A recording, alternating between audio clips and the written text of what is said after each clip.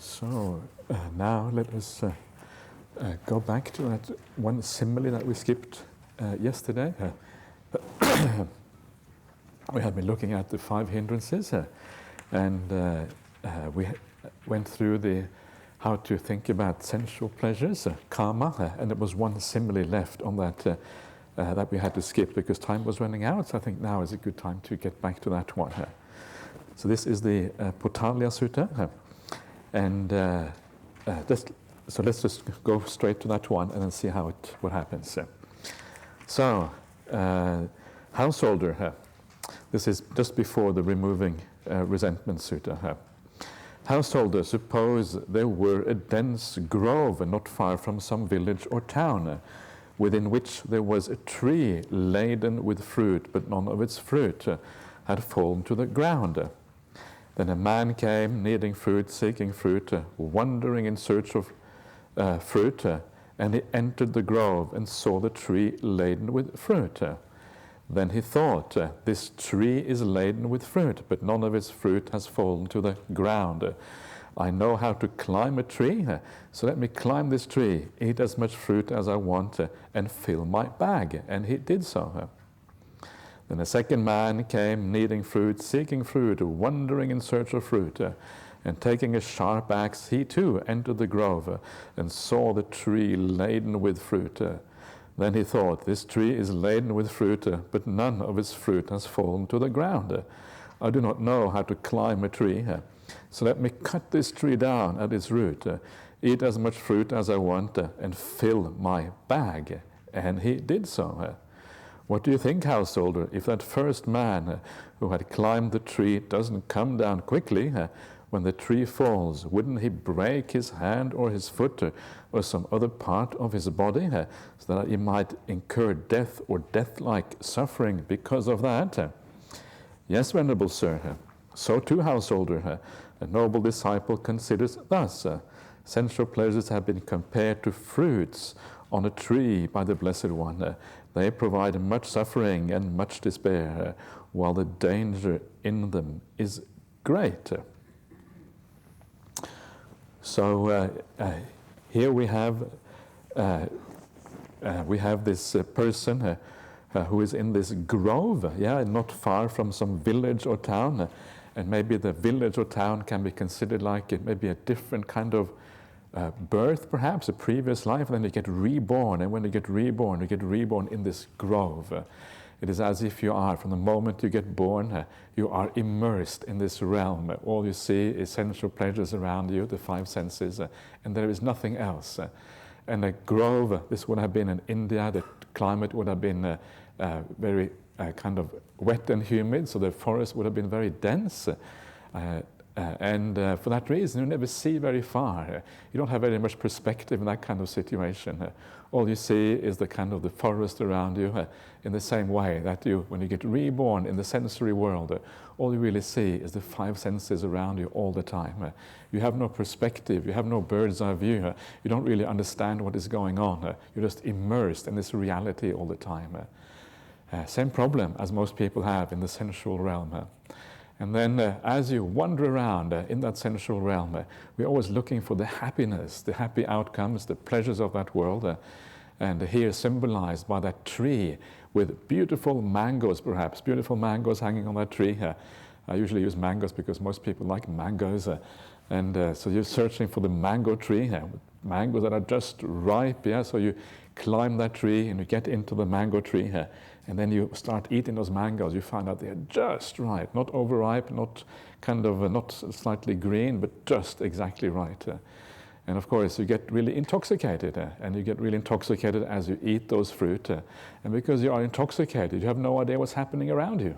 So when another fellow comes along and he wants the same mangoes, and he starts chopping down that tree at the root, you don't even hear what is going on because you're so fully engrossed in that experience of eating mangoes at the top of the tree.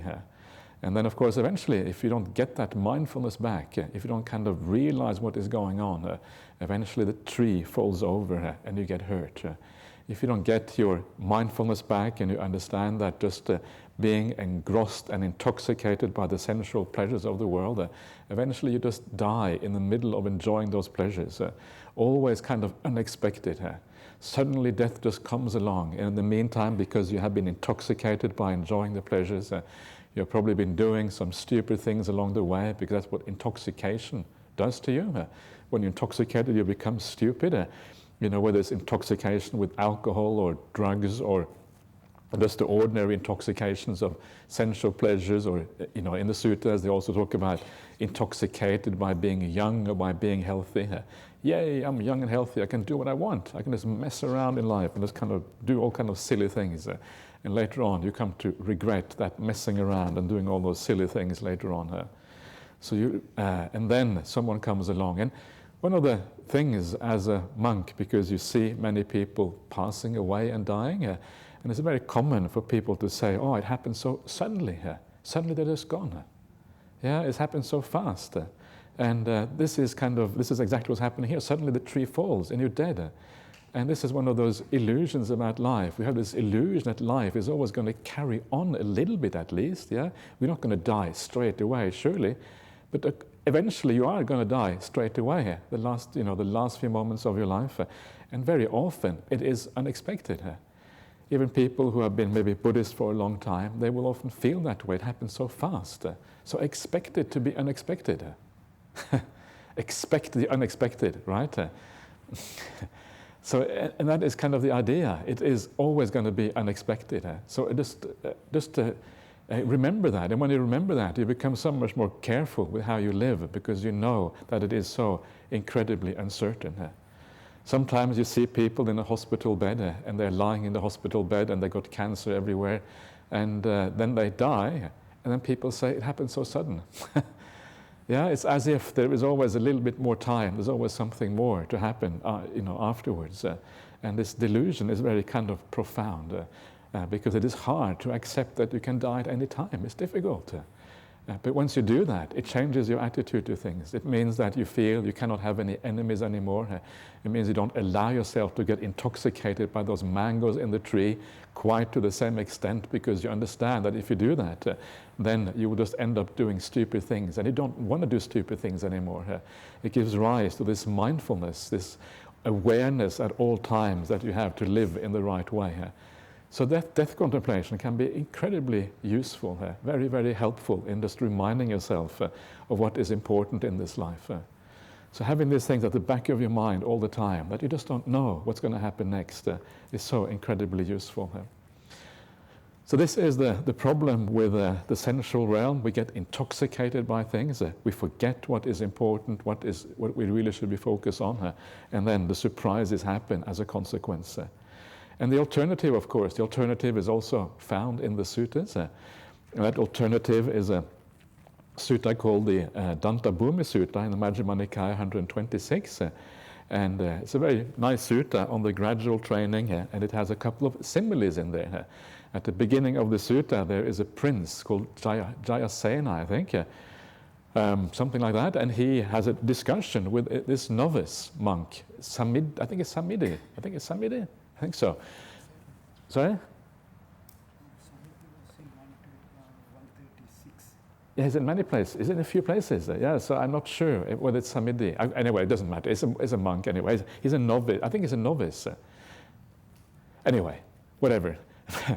So he, Samidi and this prince Jayasena, they're kind of hanging out, and the prince says to this novice, he says that, I have heard that it is possible to gain one-pointedness of mind. Yeah, in other words, samadhi.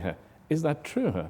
And the novice says, yes, it's true. Well, can you explain to me how that is possible? And the novice says to him, well, actually, I probably can't, because I'm pretty new. I don't really know how to explain this properly. And the prince says, well, I want to hear anyway. Just tell me whatever you know. And then this novice feels a bit kind of dodgy, feels a bit reluctant, because they're not sure if he can convince him. And of course he can't.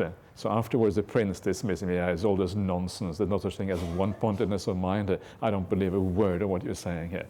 And this novice gets a bit upset by that, of course. And then he goes to the Buddha afterwards. And he tells the Buddha that he wasn't able to convince this prince. And then the Buddha says, well, if you had given these two similes, you would have been able to convince the prince. what is that simile? And one of those similes is a simile of the mountain or the hill. And the Buddha says, imagine that two friends, they go walking in the jungle, and they come to this hill or this little mountain or whatever you want to call it. And then one friend says to the other one, he says, let's go to the top of the mountain. And the other friend says, nah, I couldn't be bothered. It's too much hard work to walk to the top of the mountain. So the other friend says, okay, well, in case I will go up and I will have a look and to see what can be found at the top of this mountain. So he goes up to the top of the mountain, and when he goes up to the top and he looks out, he says, wow, amazing what you can see from the top of the mountain. You can see all the fields in the local area, you can see all the villages, all the roads in between, all the little rivers. You know what it's like when you stand up really high, you get this wonderful bird's eye view, you see things in a completely different way. So he shouts down to his friend and says, wow, you wouldn't believe what you can see up here. And the friend at the bottom says, no, I don't believe what you're saying. So this friend gets a bit exasperated, and he goes down to the bottom, grabs his mate by the arm and pulls him up to the top of the mountain and says, well, what are you seeing? And then he feels a bit sheepish, the friend from the bottom. Yeah, I see the field, I see the villages, I see the roads, I see all those things. But just now before, you said it is impossible. You cannot see those things from the top of the mountain. So how come now you have changed your mind? And then he says, well, before I was blocked by this whole mountain. That's why I couldn't see these things. And in the simile, the mountain, the thing that blocks the view, blocks it from seeing reality, is the 5 hindrances. And of course, one of those 5 hindrances is precisely the sensual pleasures, the whole sensual realm. So the 5 senses are part of that thing that blocks your ability from seeing reality, seeing things as they actually are. And then when you kind of finally, you go above that, you go to the top of that mountain, leaving those 5 hindrances behind, leaving the 5 senses behind, leaving that whole world behind. Finally, you get the bird's eye view and you understand the world for what it actually is. You come out of that jungle. And it's only when you come out of the jungle that you can actually see what is really there, what that jungle is all about. Similar, again, to the idea of the tadpole and the frog. Only when the tadpole gets out of the water can it possibly understand what water is. And exactly the same thing with the sensual world. So you need to extract yourself. You need to lift up your mind. You need to leave all of those things behind. And when you purify your mind from the 5 senses, that whole world is left behind. Only then can you fully understand what it is about. And of course, leaving that world behind is precisely what samadhi is. That is what one-pointedness of mind is. You kind of get that bird's eye view. You lift yourself above these things. You're like this person in the balloon looking down and seeing the landscape below. And now you know what is going on. So that is the alternative. Withdrawing your mind from that entire world, and then you get perspective. And of course, that perspective, what you see is you start to see fully the disadvantage and the problems of that world. How limited it is, how little view you have, how little scope there is for insight, how little scope there is for understanding what is real suffering and happiness in this world. And that is what you start to understand as you withdraw your mind in this way. So you need to come out of that jungle. The world is like a jungle. Whenever we're walking around, we don't even know it's a jungle because we are so immersed in our sensual or sensory experience. We don't know anything else. So we are trapped in this world thinking that is all there is. But actually, there is a different reality here. There's something more. And this is what makes the spiritual path so extraordinarily interesting. The fact that there is something to be experienced that is radically different, that is far more satisfying, far more interesting. This is what makes a spiritual life so all-consuming once you get interested in it, because it has to do with, as I mentioned before, the actual meaning of life itself. And that is why it really draws you in once you kind of get that. So that is the simile of the fruit on a tree. And so that is the 7 similes of the Potalya Sutta, and there are even more things about sensual pleasures in the suttas. There's quite a bit about it in many different places.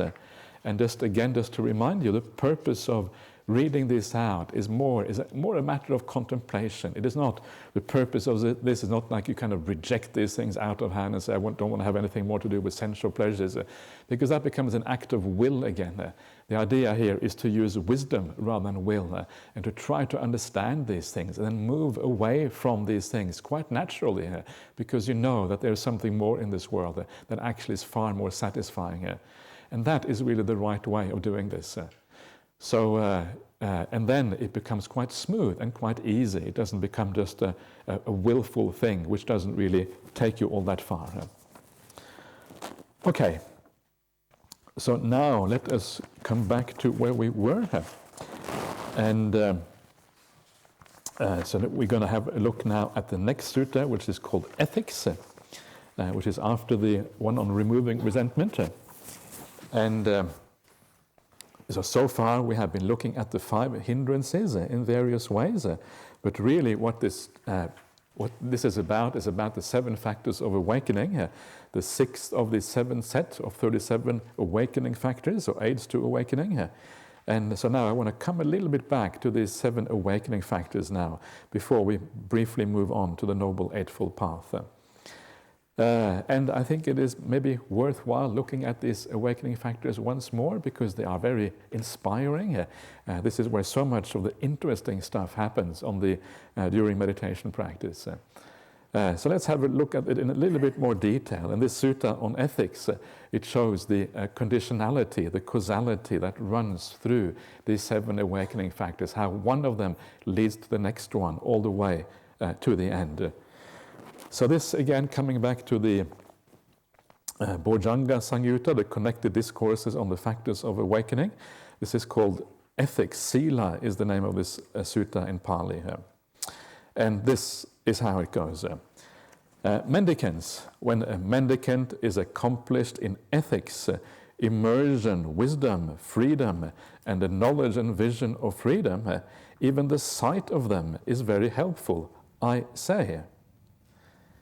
Even to hear them is very helpful, I say. Approaching them is very helpful, I say. Paying homage to them or visiting them is very helpful, I say. Recollecting them is very helpful, and to go forth after them or under them is very helpful, I say. Why is that? Because after hearing the teaching of such mendicants, a mendicant will live withdrawn in both body and mind, and they recollect and think about that teaching. So here you have this idea again of starting off just saying that even the sight of somebody like that is very helpful. It's kind of astonishing, just the sight of someone like that. And someone like that here is someone who is accomplished in everything, from ethics all the way to the knowledge and vision and freedom. So this is an arahant. When you see an arahant, you are seeing something, you're seeing a potential, you're seeing something that is unusual, and it draws you in. If you are ready, if you are a person who has a little bit of a reflective capacity, and you look at life with a bit of reflection and contemplation, you will realize when you see someone like that here is something different, something almost unique. And you kind of get drawn towards that, because again, it's as if you are reading their mind by seeing their external composure, their external calm and evenness of mind, the lack of anger and ill will, the lack of desire, the clarity of exposition perhaps. You see all these things that are very unusual in the world, and it draws you in straight away, if you are the kind of person who has a little bit of spiritual leaning here. So this is the power of why it is so important in the world that we have people who practice this path fully and get the results, because just reading the suttas is just papers, black ink on a white page, or pixels on a screen these days more commonly, but it's still quite dry. It may be attractive in a certain way, but it's not the same as seeing people who actually are like this. That really draws you in, because it makes these things come alive in a very different way. So it's so important that we still have these examples in our world, and it is very useful. People usually get a lot of faith and confidence just by seeing that. It opens up a new realm to us, opens up new possibilities. You understand the world is more than just the ordinary things in our life, the ordinary sufferings, the ordinary kind of fairly bland reality that we exist in, which isn't all that hopeful, and that this kind of makes life so much more meaningful, and that this is why it is so extraordinarily useful. And of course, that's just the beginning point, the starting point. And once you see that, then you are drawn in, so you start listening to what they say, yeah? And if that listening to what they say kind of fits with the way they act, you get even more interested. The sequence here is a bit strange. Approaching comes after hearing. I'm not sure what exactly how that is the case, but anyway, it doesn't matter. So you hear the Dhamma, and the Dhamma you hear, it fits with what you have seen, so it kind of comes together. There's a congruence there, and then I guess you approach them even more often, perhaps.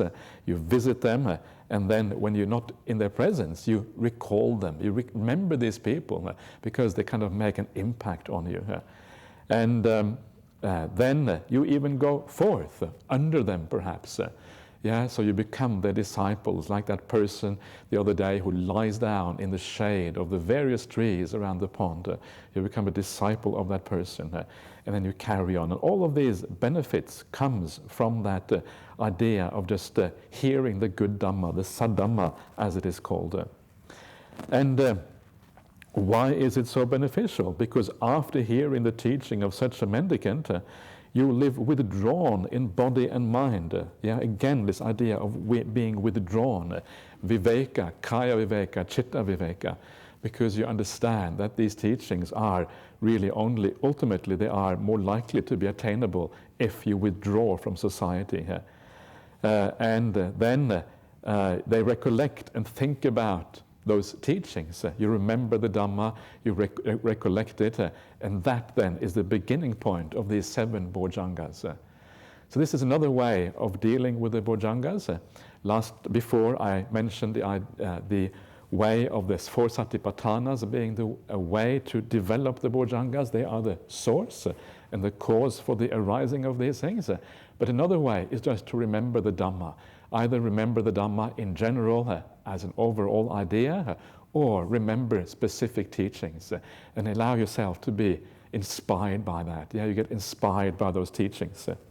And once you are inspired by that, then at such a time, a mendicant has activated the awakening factor of mindfulness, because you are mindful of those teachings and you are inspired by them. They develop it and perfect it, and as they live mindfully in this way, they investigate, explore, inquire into that teaching with wisdom. So this is the Dhamma Vichaya factor. Dhamma Vichaya means like investigation of Dhammas, and Dhammas can mean either teachings or it can mean mental states, depending on the context.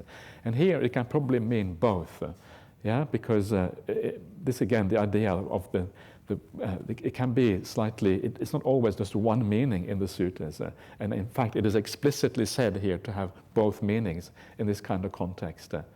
And this is one of those very important things, and this is one of the ideas with having a retreat such as this, is the idea of being able to go into these teachings a bit more deeply and to reflect about them. Yeah, and each one of you will reflect a little bit different. That kind of came out during some of the questions, or not really questions, but kind of more your view of some of these teachings. And that's great. That's really good that you are reflecting on these things in this way. I really encourage that.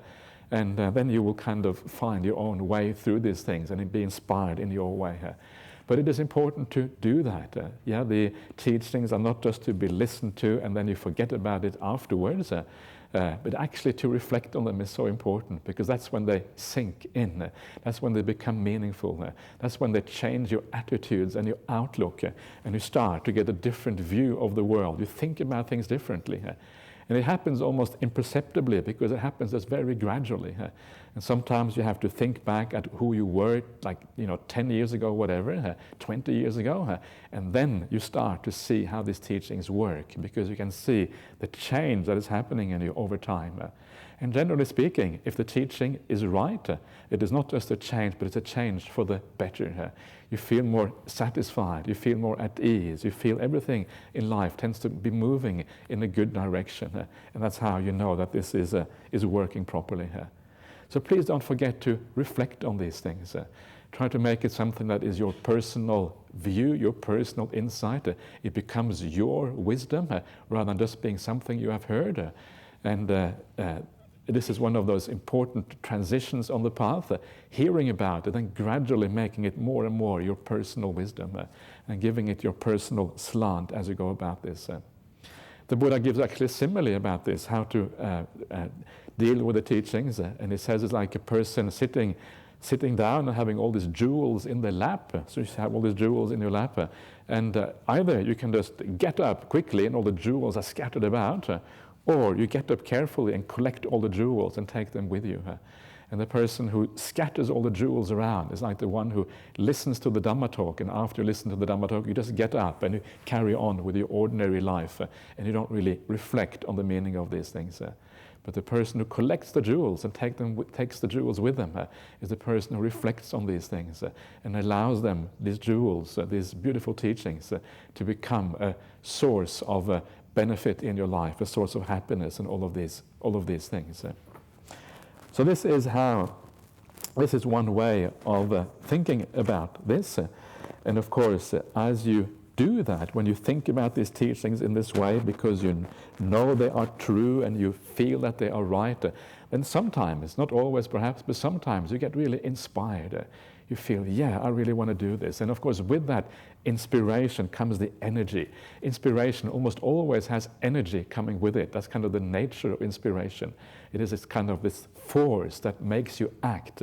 That's what inspiration is, but in a positive way, with a sense of joy and a sense of well-being. So that then becomes the natural outcome of the investigation of these suttas in the right way. So you get the energy arises, and when the energy arises, energy often comes with this joy. We've been seeing this now again and again, rapture it is called here, and you feel more and more joyful as you plunge into that. And now it is the meditation that starts to take over. You finished kind of your work with using the reflection on the Dhamma, and now you are using that kind of in the background to allow your meditation on the breath or whatever to carry you forward. The joy arises, and the joy arises, then as we have seen, the same sequence we've seen before, from that joy, as you take it deeper, you gain this tranquility. And the tranquility is like this feeling sometimes. You become like this rock. You just want to sit here, you don't want to move, you don't want to do anything else in your whole life, because it just feels so settled, you feel so tranquil, you feel so happy. And you realize this tranquility is just so much more profound than all the doing, all the stuff you live in your life. And you feel like you could sit here for the rest of eternity, just like in this posture. So happy, so incredibly content. Tranquility, the opposite of restlessness, the opposite of craving, the opposite of being driven around. This deep inner contentment and happiness. So when you feel like a rock, you just want to sit there, you don't want to move at all, that's a very good sign. And you're really getting somewhere in your meditation practice if you ever get to that point. And then, because this is so pleasant, and because it has a very deep and profound happiness coming with it, it draws you in, and it allows samadhi to arise as a consequence. Your mind only wants to have anything to do with this particular object. It doesn't want to go anywhere else, and because of that, you're drawn into that object, and you enter a deep state of samadhi as a consequence. And this is the jhanas especially. And that is actually one of those important points on the path, is when the suttas use the word samadhi, what do they actually mean? Because you will find that a lot of time people talk about different kinds of samadhi, and you will find things like upachara samadhi, which means something like neighborhood samadhi. In other words, it's the neighborhood of the real samadhi. You're coming close to the jhanas or whatever. Sometimes you hear terms like kanika samadhi, which means something like momentary samadhi. But in the suttas, suttas, the word kanika samadhi and upachara samadhi never actually occur in the suttas. And in the suttas, there's only one type of samadhi that is really dominant, that you see again and again and again, and that is the four jhanas. So when the suttas use the word samadhi, if there is no explanation about what it means, you can assume that it refers to the jhana states. It doesn't always refer to that. It is a broader term, and it can mean refer to other things. But if there is no reason to, if there is no information available, you can assume that the jhanas are actually what is meant by that samadhi state. So that is useful to know. So you go into some very deep and powerful states of samadhi, and this is what the jhanas are. And as I mentioned yesterday, these are really, really profound. These are about the very coming very close to awakening itself. So these are not states to be kind of taken too lightly and to think that you get into jhana easily. If you get into jhana easily, probably is not the jhana states. And then you practice those jhana states, and you practice them again and again and again, and you go through the various jhanas, and at this point the path is really becoming so out of the ordinary. At this point you are probably a stream enter already, because you've had some jhana experiences. Stream entry kind of happens while you're doing this, and then eventually you come to the last of all the awakening factors, which is the upekkha sambojjhanga, the awakening factor of equanimity or evenness of mind. The mind becomes incredibly even, very solid. It becomes imperturbable. Anenja is the Pali word for imperturbable. It sounds almost like ninja, doesn't it? Anenja. And that is what it is. It's like the mind that is ready to take on anything. Yeah, a bit like a ninja. That actually is it's actually a good word. It fits quite well. But it's more peaceful than a ninja. A ninja moves around too much, so this is kind of more the peaceful kind of ninja, fighting off the defilements one and the last time. I don't like the warrior simile so much. There are some warrior similes used in the suttas because they are a bit too violent and a bit too much force and effort involved. But occasionally they are used actually in the suttas, so they are not necessarily wrong. I guess it depends on your disposition whether these things make sense to you or not. So what is upekkha? And upekkha is this mind when you have gone beyond all happiness and pleasure, and you have gone to the mind which only has the neutral feeling, neva dukkha, neva sukha, neva dukkha na sukha, whatever it is. And it is just you have understood that even happy feelings are actually inferior to the pure equanimity of mind. So because of that, the mind becomes extraordinarily powerful. It can't really be pushed around by any kind of happiness and suffering in the world, because you have gone beyond all of that. You've gone beyond to the neutral feeling. And upekkha literally means something like looking on. Yeah, you become the ultimate observer. You can observe with incredible power, in incredible detail, seeing everything that is there. And at the same time, you are imperturbable. You're not moved by anything that you see. Even when you see that consciousness itself is suffering, you actually can deal with it, and it's not a problem. And then you can go beyond. But it needs an exceptionally powerful mind to be able to see that. And that is why the upekkha, the onlooker, the stage of onlooking, looking on, that is the kind of ideal stage for making a final insight into all of these profound insights, non-self, suffering, and these things that are so incredibly hard to see. That is when you have the best possible mind for that. And that is why the upekkha sambojjhanga is kind of the final piece of the puzzle. Once that piece comes into place, you can imagine that you will become an arahant very quickly once that is in place. So that is the whole path all the way to the end. And there is nothing really beyond that. Now, the path really ends there, and then the insights pretty much come as a matter of course. As long as you have the right view at the very beginning, starting out with the right view, then the right view combined with the power of the mind in samadhi, those two things are like dynamite. And all you have to do is wait for the explosion, and bang, you become a stream enter, you become an arahant. The world turns upside down, and suddenly you see things in an entirely different way. You understand the emptiness of all phenomena. You understand why the 5 khandhas, the 5 upadana khandhas are suffering, and why all of this is problematic. Why you want to get out of this eternal cycle of rebirth, and you want to make an end of it all. Everything kind of comes together beautifully here.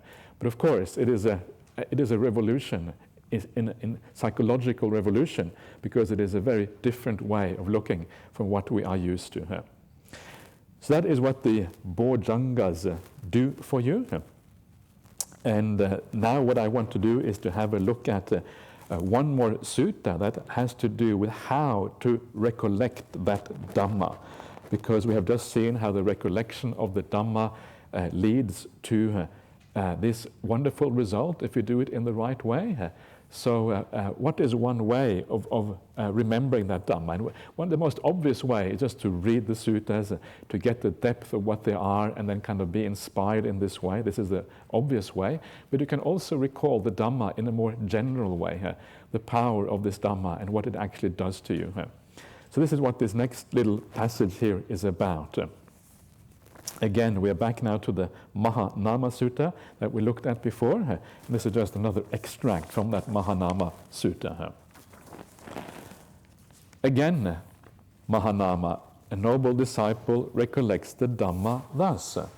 The Dhamma is expounded by the Blessed One, directly visible, immediate, inviting one to come and see, applicable to be personally experienced by the wise.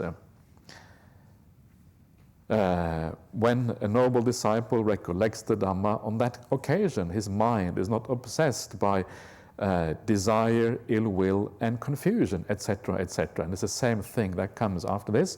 Well, I'll read it out again in a second. So, same kind of thing. Yeah, the mind gets straightened out, it gets ready, and then this whole process happens as a consequence. So, what does this mean? This thing here? And this, again, is the standard way that the Buddha recommends us to recall the Dhamma. Svakato bhagavata dhammo sandittiko akaliko ehipasiko opanaiko pachatang veditabo vinyuhi ti. Yeah, the standard way of remembering the Dhamma. So this is how, ideally, we recall this, what the Dhamma is about. So what does this mean? And well expounded, svakato, means things that we have already seen before. The idea that the Dhamma, there's nothing superfluous, there's nothing lacking, everything is there for the path, everything matters, everything the Buddha taught us has some aspect of the path, and it's important to take that into account. There's nothing superfluous, nothing we can just throw out and get rid of because it doesn't matter. There is the care of the wording. One of the feelings you get when you read the suttas, and probably one of the things you may have felt as we go along with this, is how everything fits together so beautifully. It all kind of, it's like kind of the teeth of wheels kind of fitting in as the kind of the wheels kind of roll, and it all kind of fits in so smoothly, like the jigsaw pieces of the jigsaw puzzle kind of clicking into place, and then the whole picture comes out. Have you got a bit of that feeling? That's the kind of feeling I get when I read the suttas. The more I understand them, the more you see how all of these things fit together so beautifully. So this is the idea of the Dhamma being svakato, and the more you Swakato means su akata, and su is good. Akata is declared, well expounded. Su is one of these prefixes in Pali, su. Du is the opposite. Du means bad. So, and this is this feeling that the Buddha put a lot of emphasis into the right wording so that the meaning can be extracted as easily as possible. And once you get that, you take the suttas more seriously. You look at them more carefully. You look at the similes. Sometimes every word can matter or can make a difference. Of course, it is important also in this context to remember that these are 2,500 years old. And of course, over 2,500 years, there's bound to be some problems with textual transmission. That's just the way things are. Things are impermanent. Things are never going to be exactly the same. So we take a little bit of care. We don't become gullible either. And you do some comparative study and all of that to make sure you have the best possible basis for knowing what is there. But generally speaking, those things that are in common and those things that occur many times in the suttas will be very often very useful to contemplate in detail and to try to understand what actually is there. The Dhamma is svakato. One of the things that always surprises me is how people very often say, and in one way I can understand it quite well, people often say it's so much easier to listen to modern teachers because the Dhamma they teach is so much easier to understand than the suttas. I get that, because often a modern teacher will use a modern language. Very often they will teach. When you are face to face with somebody, there is so much more going on than just reading a text. So because of that, there's more transmission in a sense. There's a transmission of feeling and all of these kind of things that come with it. And of course, that all of these things matter.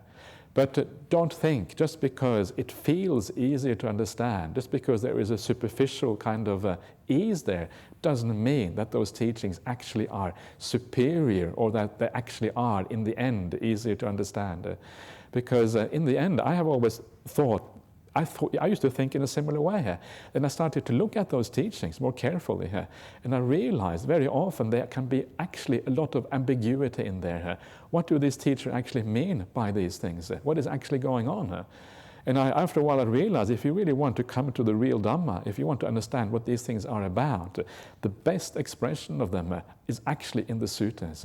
Is actually more consistent, more coherent, more, in the end, it's more easy to understand than any other teacher that you come across, basically. So be careful by being drawn in by superficial ease of comprehension, because here there's more profound things going on, and you get that by reading the suttas and contemplating them again and again, and then you start to see how useful they are. So the Dhamma is svakato, well expounded. There's a reason why the Buddha says that. And then he says that they are directly visible. Directly visible, sanditiko, and immediate, akaliko. Akaliko, yeah? Okay.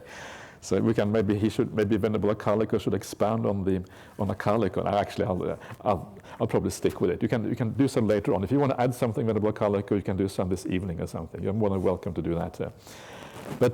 And these two words are really, they are synonyms for each other. And sanditiko means visible really in this very life. It is opposed to samparayika. Samparayika means having to do with the future life. So there has this beautiful double meaning, and akaliko does as well. Akaliko means that it is immediate, in other words, has to do with this life. You don't have to wait till after you die to get confirmation of these teachings. So there's two meanings to this, and one meaning is that everything on the Buddhist path can be experienced in this life.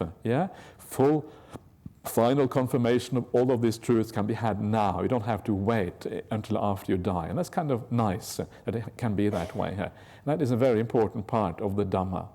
But it is a little bit, it is not as useful perhaps, because it is a little bit distant still, and a more useful way of thinking about this idea of sandittika and akalika is that you can actually experience the result of the Dhamma right in the present moment. If you are able to turn your mind in the right direction right here and now, if you turn your mind towards being generous to the people around you, being kind to them because you feel that they have been good companions over the last few days, and you just turn your mind to that being generous towards them, straight away a good feeling arises inside of you. Any time that you use yoniso manasikara, a wise reflection, and you turn your mind in the right direction, the result is immediate, especially if you act upon that generosity, act upon that kindness. And in this way, it is immediately visible. It's similar to the idea of the Ditta Dhamma Kamma, the Kamma that is visible in this life. It is a similar kind of idea. You can feel the results of the practice here and now. And there's one story that I always like to tell on these retreats, and this time it definitely is Venerable Samidhi. This time there's no doubt about it. And this Venerable, the other one was Agivesana, I think. That's right, now it's coming to mind, Agivesana. Yeah, this is Samidhi, and Samidhi is the story of Samidhi, and he is he's bathing in the hot springs in the Rajagaha, and I always like to point out to people that if you go to Rajagaha and you go to that place, it is at the bottom of one of the big hills in Rajagaha. Rajagaha is a really delightful place even now, big hills and all these kind of things. At the bottom of that hill there is a hot spring, and that's where this Venerable Samidhi was bathing, because monks had to bathe somewhere. Hot spring is obviously a nice place to bathe. And you go to India today, people still bathing in the same hot springs. And this, On the way to the Serpentine cave, exactly, on the way up the hill, just at the very base there, you have the hot springs. And I think the hot springs are a bit more developed now than they were at the time of the Buddha. Now they have kind of proper tiled baths and all these kind of things. But they probably didn't have that at the time of the Buddha. Probably not. But it's the same. Yeah? And these are the things that kind of make India, or make the Buddhist teachings especially, come alive when you go back and you actually see exactly what is there. And Rajagaha is one of the best places to go because the natural environment there is so spectacular and so different, and it's very easy to recognize it from the suttas because the kind of geographical formations are so obvious and so clear. You have the hills and then you have the city in the middle. It's just so obvious that you have arrived at exactly the same place that the Buddha used to stay 2,500 years ago. And that's very powerful. Just that feeling of reality that you get when you go there is actually incredibly useful. Anyway, he is at the hot springs, this Samidhi, having a bath. There's actually another story about that same bath. And that kind of says something about India as well. This is a story from the Vinaya Pitaka. And this is the monks are bathing in these hot springs, bathing away. And then the king comes. And the king also wants to bathe in the hot springs. It's kind of an interesting kind of idea of a king, isn't it? He goes to the hot springs to bathe. It sounds pretty kind of ordinary here. It's not and then he comes to the hot springs and he stands there, he sees the monks bathing. And because he's a Buddhist, he waits for the monks to finish. And by the time the monks are finished with bathing in the hot springs, it's become late. So when the king bathes, after the king has bathed, he comes out. The city has closed. They closed the doors of the city. And the king has to stay outside the city overnight. And then in the morning, the king is not so impressed with these monks who took so long to bathe. So he goes to the Buddha and says that maybe these monks can be a bit more sensitive when the king is waiting to have a bath. And then the Buddha lays down a rule about bathing. That's kind of a bit beside the point, but that's what happens. But it's fascinating because it shows you the kind of small scale of the ancient Indian society here. Here, as a king these days wouldn't go and bathe in a public hot spring somewhere. That's kind of really out of the ordinary. So he would have been a very small-scale king who used the same bathing facilities as other people and who didn't even control the closure of the gates of his own city. He was left outside. So everything very small scale. It was a very kind of early society in India, and everything was still developing. And this kind of puts it into context, into historical context. It gives you some idea of what that society was like, and you can compare it to archaeological excavations and all these kind of things. But anyway, so Samidhi, bathing in the hot springs, and as he comes out of the water, he's kind of drying himself and starting to put on his robes, and then as he does that, this deva comes. And this deva is like here is a tempter deva, and this tempter deva, I'm not sure if it's a he or she, but it kind of if it's a she, it kind of makes the whole thing a bit more kind of exciting here. So this deva comes down, and this deva says to Samidhi, "Why are you wasting your time being a Buddhist monk? The sensual pleasures of the world are available for you, and all you can do is kind of put these robes aside, and you can start enjoying yourself in ordinary life. Why are you wasting your time on these things that are not really that are always in the future, because all this nibbana, all the jhanas, all of that is also far away. It is not really in the here and now. Instead, you can live the monastic life and you can enjoy the sensual pleasures immediately. Why are you pursuing something that is far away in the future when all of these pleasures are immediately attainable?" And somebody thinks, wow, you have a point actually. Why am I doing this? Maybe I made a big mistake. And of course, it is an interesting point, because it actually seems so obvious. It seems so obvious that the Devata must be right, because all of you've been struggling over the past 9 days, and how many of you have got a jhana over the past 9 days? Or how many of you are arahants by now? Not so many, If you had a show of hands, probably wouldn't see that many hands. So So there's a point to that. We're always kind of seeking for this thing in the future, whereas the ordinary pleasures of the world, they are so tangible. They are right there. Yeah, you can have a meal straight away. You can, relationships are always kind of, there's some satisfaction in those relationships. You can entertain yourself, whatever you want to do. All of these things are there. So Samidhi, he not really sure what to say, but he has faith in the Buddha, so he says to this Devata, he says, no, the Buddha says it is the Dhamma that is immediately satisfying, immediately attainable, whereas the sensual pleasures are always about the future. And later on, he goes to the Buddha and asks the Buddha, and this Devata is getting really, really interested now, because he or she, whatever it is, kind of realize there might be something profound going on. So he goes to the Buddha and tells the Buddha, and the Buddha says, of course, you're right. And then this Devata listens in, and hopefully they kind of get changed by that. And the answer to that conundrum, which kind of seems obvious in one way, is of course that we saw earlier on the simile of the dream, the idea that the sensual pleasures are always like a dream. They're like a dream because they are really always about the future. Anything that has to do with craving, with desire, is about the future, is always about the movement towards something. And sensual pleasures is always about moving towards something else.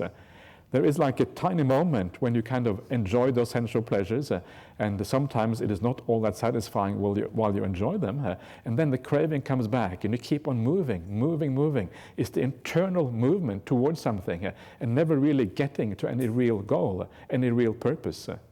So once you think about it like that, it becomes kind of obvious why the sensual pleasures are not about the present, but they are about the future. Whereas the Dhamma, as I just mentioned before, is really about the present, in the sense that once you get there, once you sit down and your meditation works right, you have the yoniso manasikara, the wise reflection, suddenly your mind becomes more peaceful. And you will no doubt have seen that during this retreat. Sometimes it doesn't work, but sometimes it does work. And the reason why it works is precisely why it is good to reflect at the end of the meditation, because you will recognize why it works sometimes and why it doesn't work at other times. It is about letting go. It is about giving rise to the right kind of perception that enables you to take it deeper. It's about simple little things like that that enables the meditation to become more powerful. And the same thing with our actions in daily life, the same thing with our being generous and kind towards others. It's exactly the same thing. If you're coming from a good heart and you do these things with integrity, straight away you get the beneficial results. The Dhamma is visible right here in this life. And it's very useful, and every time the Dhamma does not seem to work, it is simply because you're not really approaching it in quite the right way. So you learn to approach these teachings in the right way, and then it starts to become incredibly meaningful. And of course, then you build up on that. You build up and up and up. And this is it is a cumulative path where everything accumulates and you get more and more out of this path as you move along. And so it's not just one little point of happiness because you're kind, but actually every time you do an act of kindness, there is a residue in the mind. It actually lifts the mind up a little bit. You have a peak experience, but also you never fall back to the same level you were before.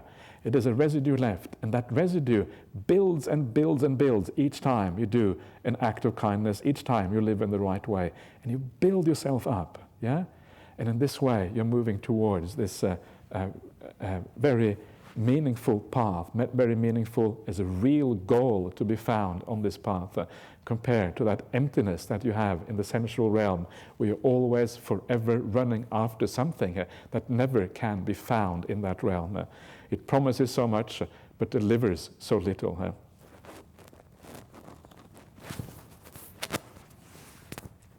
So it is visible, immediate, inviting one to come and see. Same kind of idea. If you practice it, you will see the results. Applicable, opanayika. The idea of opanayika is that it leads you onward. Upanayaka. Nayaka is like leading. So the word for leader in Pali is Nayaka, Mahanayaka. These are the leaders of the Sangha often. Nayaka means a leader. Upanayaka, leading you kind of forwards, onwards, towards something. And this is one of the reasons why it is always useful to reflect on whether you are having success in your meditation or not, and whether you are going anywhere, because it's supposed to lead you onwards. So always ask yourself, is it going anywhere? Is it getting better from last year? If it is not, then you need to inquire why, and you should generally be able to find the reason why it is not moving forward. To be personally experienced by the wise. So if you haven't got the wisdom yet, you have to develop that wisdom. The good news is that wisdom can be developed, and wisdom is often very simple. Wisdom is not the ability to say a lot of Pali words.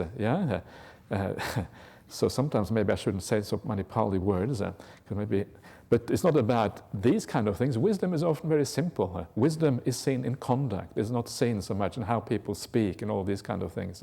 If the conduct is right, that is where wisdom is to be seen. So be wise, and if you haven't got wisdom, build it up gradually.